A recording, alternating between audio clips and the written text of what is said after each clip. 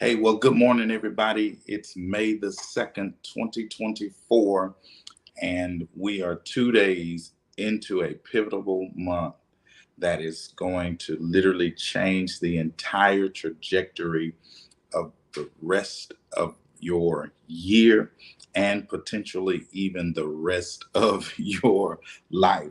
So, hey, good morning to everyone again. Um, my name is Tondrick Miller, and I have committed to over the next 30 days helping as many people as I can, myself included, to tap into our inner world, to unlock our full potential. And it is true that you, man, you are God's idea. I mean, it's true that God God did a big one when he decided to create you. And there has not been and never will there ever be another you. So, you are God's idea. You are his. Ephesians says we are his workmanship, and that we have been created unto good works. And so I'm here today to ask you may I ask you a question? When it comes to the life that you want to live, when it comes to the person you desire to become, the question that I have to ask you today is the same question that I frequently have had to ask myself in times past and even in times present, because I don't talk from a place of having arrived. I talk from a place of one who wants you to journey with.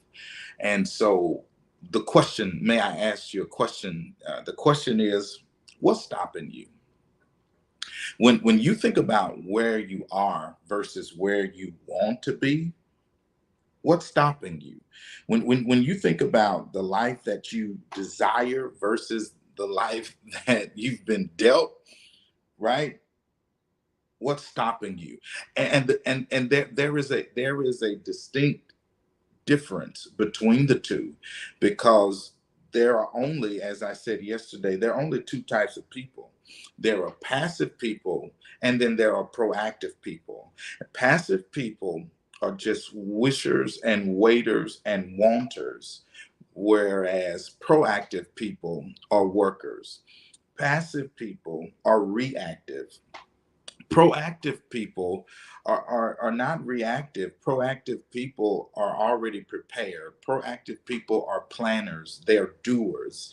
And life is not about sitting and waiting. It is about knowing who we are, being fully aware of ourselves, leveraging our limitations, and creating and building and working towards a foreseeable future. This requires prophetic vision. Prophetic vision meaning you have to see yourself beyond today, because if you don't see it, then you're not going to head in that direction. It is Craig Rochelle who says it like this: our lives are constantly moving in the direction of our strongest thoughts. Our lives are moving constantly in the direction of our strongest thoughts. And so it is self limiting beliefs. It is sometimes our own thinking that has literally caused us to not even desire that thing, to become that person, to accomplish that goal. But I want to help us. I want to help us because here's the amazing thing that I want you to realize. You, you and I both are becoming someone you've never been before. And you know what? Let me tell you, this is not a bad thing. This this is a God thing. You are becoming someone you have never been before. And I need to tell you this. Give yourself the grace to grow. As you are becoming a version of yourself that you've never been, it's going to, man, it's going to get sticky, man. It's going to get crazy. And, let me tell you, sometimes there are going to be people who are not going to understand you.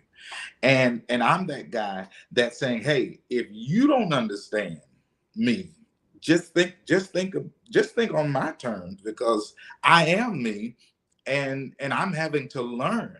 The old me is having to learn the new me. I'm having to undo who I was, in order to become, who God says I am. And here's the thick of it. We cannot hold ourselves hostage to the version of ourselves that we've always been at the expense of who we could become. Let me say it again. Don't hold yourself hostage to the version of yourself that you've always been at the expense of who you can become. You do not have to hold yourself hostage to what has always been, where you have always been, what you have always done. But our goal is to proactively pursue that place, and not just a place, but because we're pursuing becoming more than we're talking about doing. The objective is not to do, the objective is to become. And so that's why yesterday I said, hey, you got to be present. And even if it's not perfect, the goal is not to be perfect. The goal is to be present. And let me pick up, there today with that same thought, and tell you this: sometimes you've been present for everyone else, but perhaps this month, over the next 30 days, you need to carve out time in that unnecessarily busy schedule of yours to be present for you. You got to be present for you. Here's why. Because I know if you're a parent, you want to be present for the children. If you're a spouse, if you're married, you want to be present for the spouse. You want to you got to be present, on the job. You got to be present in the business. You got to be present for the brand. You got to be present for the ministry. You got to be present for all of these people. And yes, I do believe that is a part of presence. But I also know this, that you must be present for yourself, because you cannot help anyone else if you haven't been present enough to help yourself. And so I challenge you this month to learn how to be present for you. Work on you. Focus on you. And I know that it's kind of a thin line, because we live in a time where people are really self-centered, but we're not talking about being selfish and self-centered to the point that you forget that you are God's workmanship, but to the level that you're saying, if things are going to get better, I have to get better, because nothing gets better until I get better. And so some of you are feel like you're in a holding pattern, to where you have desires, but you don't see what you desire. And I want to tell you this, that the only way that you're going to see it is you're going to have to ask yourself, what's stopping me? What is it that has become the hurdle? What is it that has become the hindrance?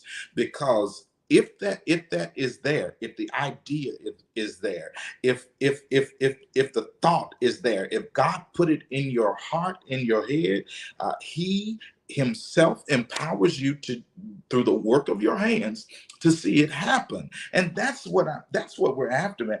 I want to see it happen, man. I want to see it happen. I want to see it happen for me. I want to see it happen for you. I want to see it happen. And I'm going to tell you this: in order to become, in order to evolve, in order to grow, it's impossible. Hear me.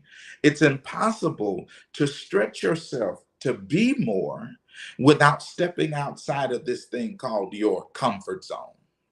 What's stopping you? What's stopping you is you're too comfortable staying inside of your comfort zone. What's stopping you is you've gotten so relaxed with things as they are, that you have not pushed the envelope to create what you desire the way things to be.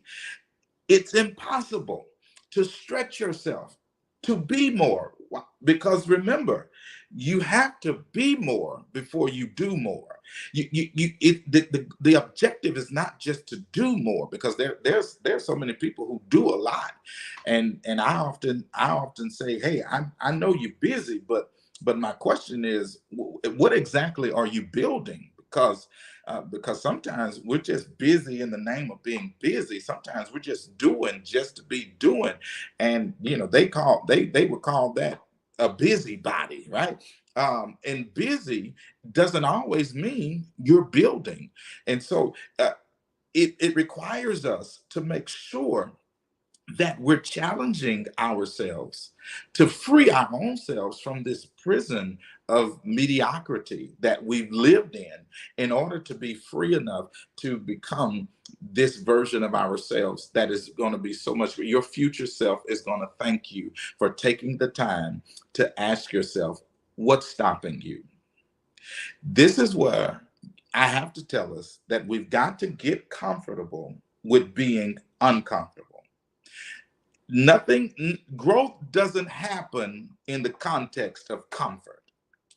It rarely happens in the context of comfort, which is why we have to get comfortable with being uncomfortable, because breaking free from from those stagnant cycles that keep us stuck, it requires us to be stretched in ways that we've never been stretched before. You may have to learn a skill. You may have to go back and refresh yourself on some things that you once knew, but you're no longer bright or brilliant in anymore. Maybe the field has changed. Maybe the times have changed. Ain't no maybe, the times really have changed. But stretching yourself is going to put you in some uncomfortable moments. It's going to put you in some situations and some positions that are not going to be comfortable. But successful people don't fear discomfort. Successful people understand that anytime you're going to do anything that's outside of your comfort zone, it's going to be uncomfortable. And for most of us, the thing that keeps us stuck is this thing called fear. The thing that keeps people inside of their comfort zone, inside of that bubble, is literally this thing called fear. Fear of failure, fear of rejection, fear, fear of social shame. Just a whole bunch of fears. The list can go on and on and on. But I want to tell you today, fear is natural. No one has ever done anything new and there wasn't some level of fear associated with it. Fear is natural, but learning how to function with the fear, not in fear, but learning how to function with the fear, that has to be nurtured. The feeling is natural, but learning how to function with it, that has to be nurtured. All right. And so, how do we do that? I'm glad you asked. It is a matter of you having a self assessment and asking yourself, do I want to live in the fear of getting started, or will I be motivated by the fear of being stuck? I'll say it again. You got to ask yourself, do I want to live in the fear of getting started, or will I be motivated by the fear of staying stuck? There's fear on both sides, right? But the enemy is going to fight you at the starting line before you ever get started. I'm talking to some people who have great potential. I'm talking to some people who have brilliant ideas. I'm talking to some people who could literally do amazing and wonderful things with the person you are and who you are becoming. But we're not getting it. You're not serving this present time with that because of fear, because you've gotten stressed out before you ever even got started. And when we stay in those cycles, we're doing what my friend Dr. Johnson Pack says. We're tripping before we ever even get on the track. You haven't even got on the track yet, and you're already tripping. And what I want to show us today is that it's in the context of learning how to switch that story from fear to faith. The feeling of fear is natural, but how learning how to function with that fear has to be nurtured. How do we nurture it? Well, because you look at this thing called fear and then faith. Fear says, what if? What if it doesn't work? What if they don't show up? What if they don't like it? What if I don't like it? What if I'm not happy with it? What if fear has a bunch of what ifs? But faith, on the other hand, instead of saying what if, faith says even if. All right. The fear says what if, faith says but even if. Right. It made me think about this story in Second Kings chapter 7. There's the story of four lepers who are sitting outside of the city gate. They're outside of the gate because they're lepers. They can't get in the gate, and it's a whole lot of stuff that went on. But they're out, literally outside of the gate, because they cannot be in the gate, and they're literally living off of the trash that people threw over the wall. They're living on that. But all the problem is there's a famine in the land, so they're already living off trash. But the people don't even the people don't even have scraps. They were living off of scraps, but things got so bad that there weren't even any scraps anymore. And now they are in a position to where they're just sitting there, just waiting to die. It's four of them, but then one of them said, "You know what?" Uh, Fear would say, what if? What if we get up and do something? What if we get up and go in this city and try to find us some food? And even if all of them are saying, what if? Well, what if we go in, they're going to kill us? If we stay out here, we're going to die. It looks like we're going to die anyway. But one of them says, I'd rather die trying to live than live just waiting to die. He taps into his even if faith. He says, hey, even if we get in there, even if they kill us, perhaps we'll have had our last meal. Even if we don't get to the meal, we'll die having tried to live. And there are so many of us who have this fear of what if, that God is saying you've got to switch that from what if to even if. Even if they don't like it, I'm going to find who does like it. Because for every person who does not, there is someone who does. I talk about McDonald's and Burger King all the time. Yeah, now, right here, close in our city, there's a McDonald's and a Burger King. They are literally right next door to each other. Now, if you pass by there on any given day at any given time, McDonald's is subject to have a line. I seldom see a line at Burger King. Now, but watch this, but it hadn't closed. So evidently somebody is coming through keeping them open. But if Burger King was so consumed with what McDonald's was doing, then Burger King wouldn't function as their own selves. So let me tell you, Burger King and McDonald's, they both sell burgers, but they have their own unique way that they do it. And what I'm telling you is the what if says, what if they don't? Well, what if? No, but even if, right? So what if says, what if they don't like it? But even if says, if they don't, then I just go find who does. And sometimes there are some of us who stopped a great thing because it got in the wrong hands or it got in front of the wrong audience and they didn't respond to it. But just because they don't respond does not mean that it's not going to work. It just means that you've got to re-strategize. You may have to restructure. There's that story about the cleaning product 409. The reason why they named it 409, the cleaning product you still see on shelves today, is because 409 times is the number of times it took for them to get the right formula. That's the number of times. 409 times is how many times it took for them to get a product that was presentation ready, that was consumer ready. That's it, 409 times. Think about that. 409 times of getting it, 408 times of getting it wrong. And then finally at 409, they got it right. How many of us have stopped at the first time?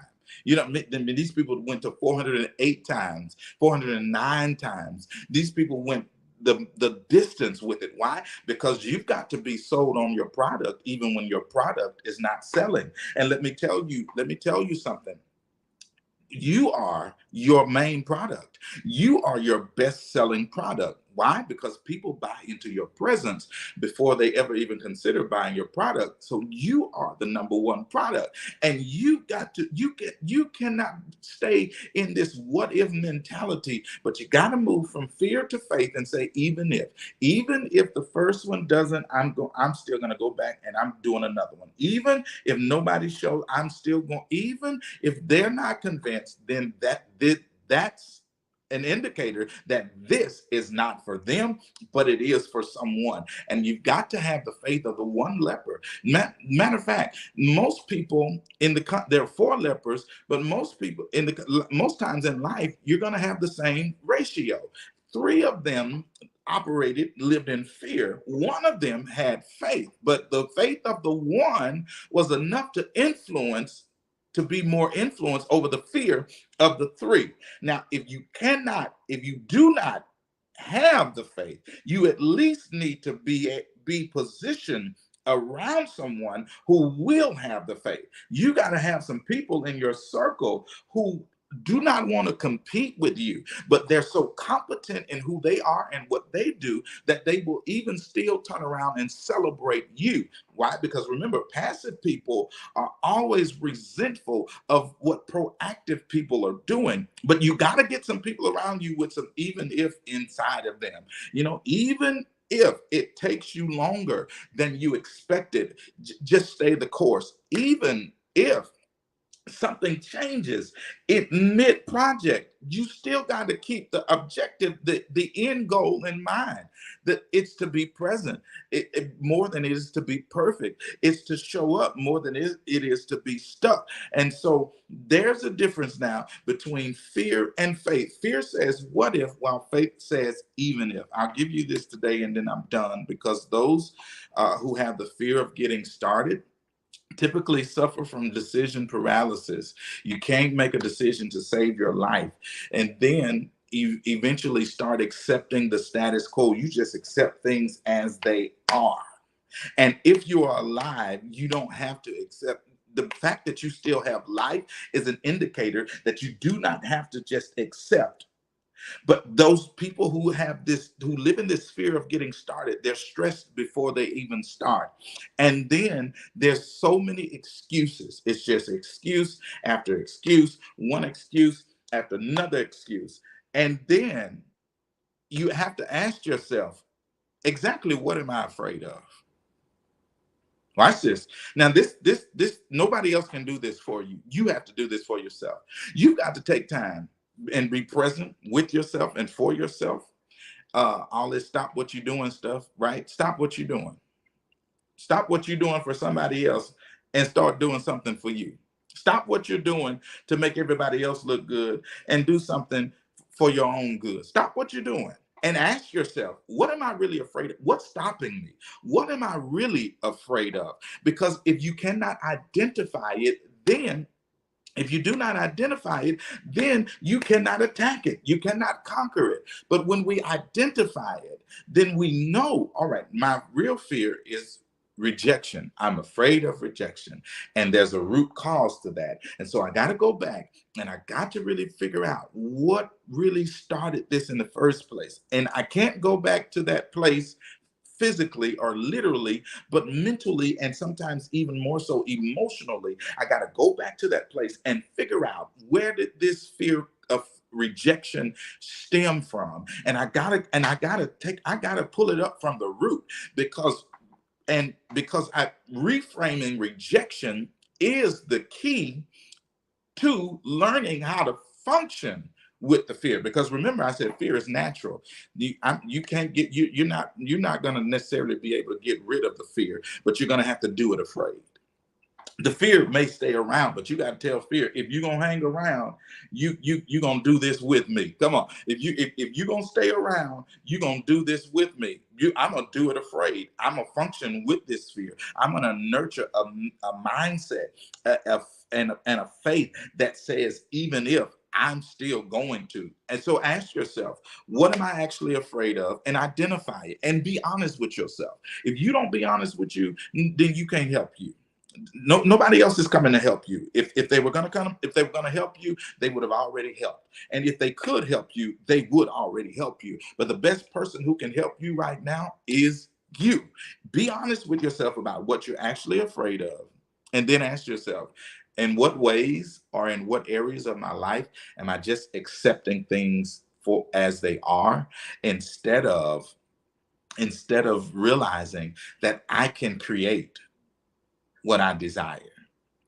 And I know that a lot of times in the spiritual context, we don't really talk much about creating what you desire, because people come and say, oh, well, you got to do what God desires. Well, we are assuming, from this premise, that you've been praying. And if you haven't been, you need to start. We're assuming from this premise that you've been spending time with God. And if you have not been, then you should start. Martin Luther says it like this: love God with all your heart, mind, body, and soul, and do what you want. And people are like, well, how do you think you can do what you want? Well, because when you are aligned with God, what you will want to do will be aligned with his will. When you are in fellowship with God, what you how you function lines up with your faith.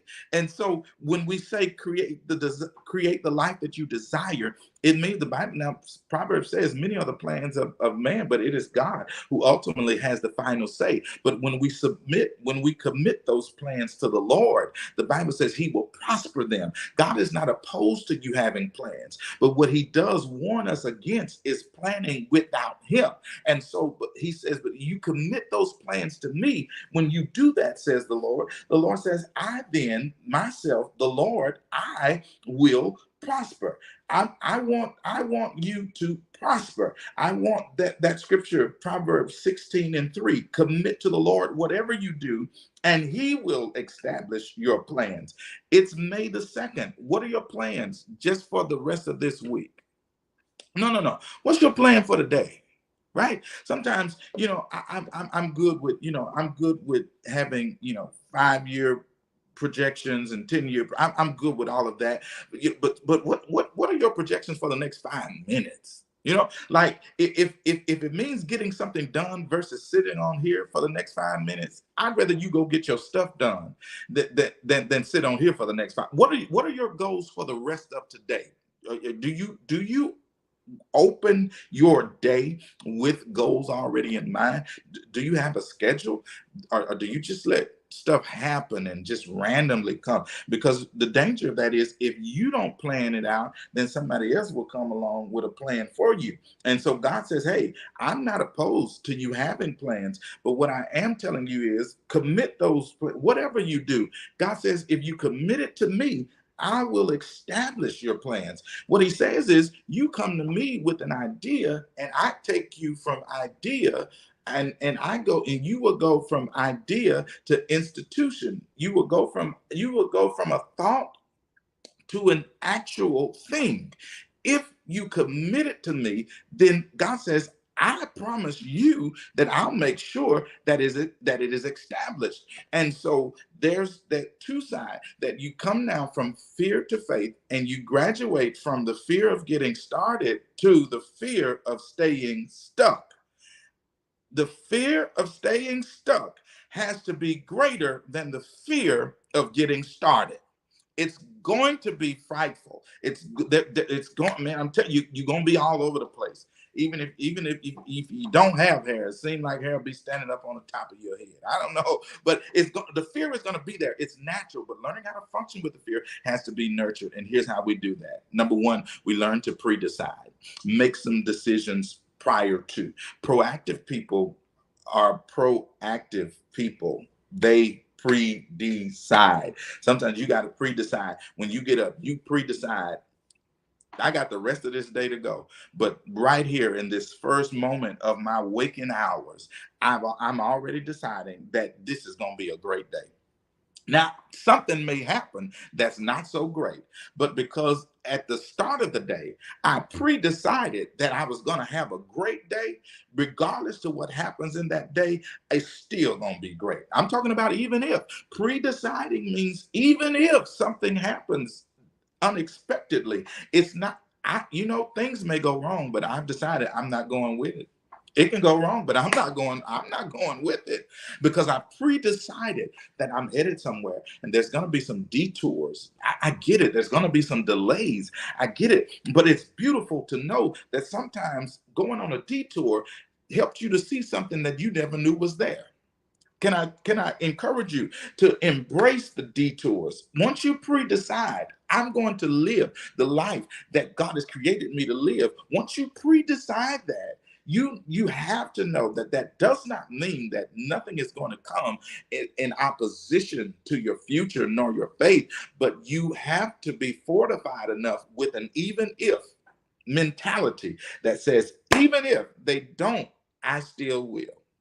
Some of our problem is we wait around on other people to join us, but what will you do by yourself?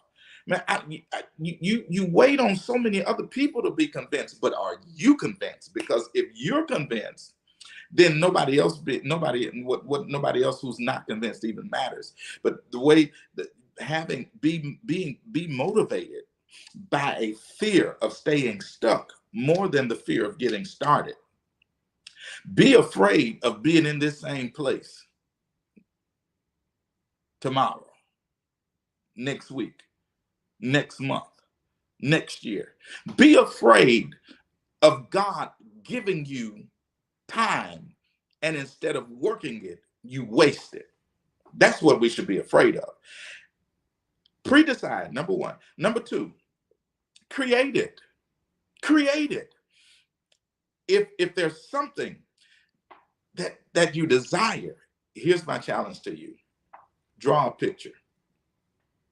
Draw a picture. It was a few weeks ago. I was preparing lessons for our entrepreneurs community at the river in Illinois, and I was reminded of a time in my life, a younger time. I was a child, but I used to draw like blueprints for my dream house. Don't I don't I've always had high class taste. I mean, I was a little boy in the thrift store with my mama buying wine glasses. Don't think I just got like this. I've been like this. Okay. But I was reminded that I used to draw these blueprints of a dream house, and then I sat there and I said to myself, I haven't, I haven't built that house, and I haven't built the house because I lost the picture. I don't have. I don't. Those drawings are long gone. They were long gone as a thought, But it resurfaced, and it resurfaced for me to tell myself and you, if you draw it, you'll be drawn to it. If you draw a picture, you'll be drawn to the picture. You will have progress. I just saw that word in the chat. If you draw the picture helps promote progress. And progress, in the words of Pastor Welton Smith, progress always has a picture. Progress always has a picture.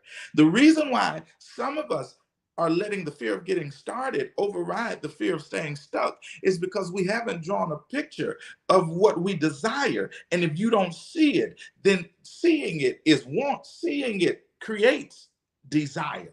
But if you don't see it, then there's no aim towards it. So number one, what? Pre-decide. Number two, create it. Draw that picture. Draw it out. And you don't have to be an artist. You do not have to be a sketcher. You don't have to be brilliant at drawing. You just have to be willing to sit down, and whether it's good or not, it doesn't have to be good. You're not selling this picture per se, but you do need to be sold on what you draw. So draw it, create it. And then lastly, go from being okay with excuses to giving effort. That's you get number one, you got to pre-decide.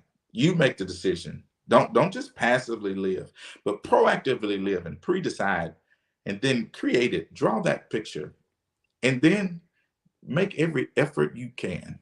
Here's a strategy I give, and I'm done today. Write it. You got to write it. After you write it or draw it, then you got to work it. You got to put some effort towards it. Sometimes the disconnect between what you desire and what you've been dealt with is the effort that we make to see it happen. So you got to put no more. You got to have more effort than you have excuses. Excuses will keep us stuck, but effort says, I'm so afraid of staying stuck. That's why I get up. Man, some of you are at work right now. Some of you are at work right now. And the reason why you gotta even sometimes to go to a place that you are no longer fond of, it's because you realize if I don't get up, then that means I've just made the excuse of not liking it stronger than the effort of wanting to leverage it. I want to talk to somebody. I know why I'm talking, because sometimes you're in places that you do not appreciate, but you learn to leverage it. Sometimes, because sometimes you got to do what you don't want to do until you can do what you want to do. Sometimes you got to do what you have to do. That's it. Until you can do what you want to do. Right. And so you pre-decide it, and then you create it, write it, draw it, write it, work it, and then lastly, it's win. You win because it's your effort. And you put it in perspective and you put it in place. Keep that picture somewhere. If you're writing out your goals, keep it somewhere where you can see it, because seeing it draws you to do it. Hey, and if you got a list, start scratching some stuff off that list. What's stopping you? What are you really afraid of? Because the feeling of fear is natural, but functioning with the fear has to be nurtured. And you can't keep holding yourself hostage to who you've always been at the expense of who you can become. All right, that's it. I'm done today. Hey, Michelle, thank you so much. Michelle, um, Pastor, I thought I saw. Hey, Sister Veronica. Hey, good morning to you. Yeah, there is. Pastor Jones, bless you. Thank you for being on. Mother, thank you for being on. Teresa, thank you for being on.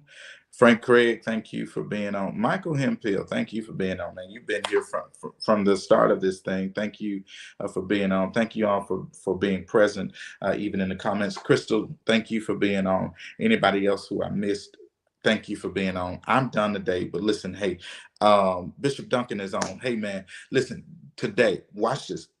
Yesterday, it was to set your goals, right? And it may just be, it may not be for the month. It may just be for the day. It may just be for the week, perhaps. But you set it, you write it. And then after you write it, start working it. Because the objective is not to do, but the objective is to become, right? And the enemy is going to fight you at the starting line. But we're going from fear to faith, from the fear of what if to the faith that says even if. Right. And so I'm excited for this month, and I'm believing that it's going to happen, and it's going to be an amazing thing to see who you become by the end of this month. All right. Hey, this has been May I for today, May 2nd. I look forward to seeing you back tomorrow, May 3rd. And until then, hey, you don't have to go look for it, because you already are it.